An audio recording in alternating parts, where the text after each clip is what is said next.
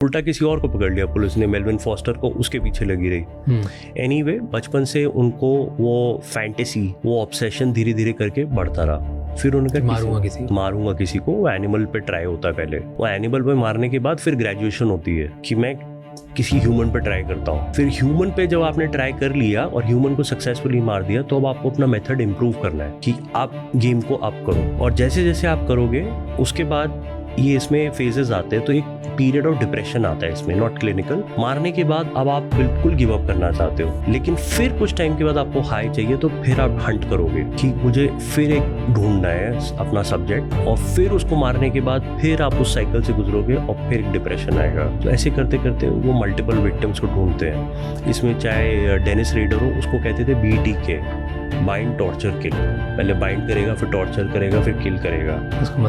उसको मजा भी आता था। और एक आदमी को उसने नीचे लिटाया और उसने बोला मैं सिर्फ चोरी करने आया हूँ, ज्यादा कुछ नहीं करूंगा मैं। उसको लिटाया, उसने बोला तुम कंफर्टेबल हो? तो उसने कहा नहीं, विक्टिम को। उसने कहा कोई बात नहीं, मैं तुम्हारे नीचे तकिया लगाता हूँ। उसके सर के नीचे तकिया लगाया। उसको लगा चलो यार अच्छा आदमी है, चोरी करके चला जाएगा। उसको ये नहीं पता था कि उसके बाद वो एक प्लास्टिक बैग लेकर आया और एक कपड़ा, और उससे फिर उसको स्ट्रैंगल किया तकिया लगाने के बाद। तो उसको बाइंड टॉर्चर किल कहते थे। तो वो ऐसे ही करके लोगों को मारता था। वो अच्छे से बात करता था क्योंकि उसके पास एक गवर्नमेंट जॉब थी पहले, और वो कम्युनिटी वर्क करता था, सोशल वर्क करता था, पर साथ के साथ एक पैरेलल लाइफ जीता था। तो यू कांट डिटेक्ट कि जो अच्छा आदमी आप समझ रहे हो यही टेढ़ा आदमी है। So that is why they run 2 lives. पर वो ऑब्सेशन, वो फैंटेसी, फिर वो एड्रेनलिन रश, और फिर लास्ट में जाके वो डिप्रेशन, और फिर वो गैप, और फिर उसके बाद फिर अटैक।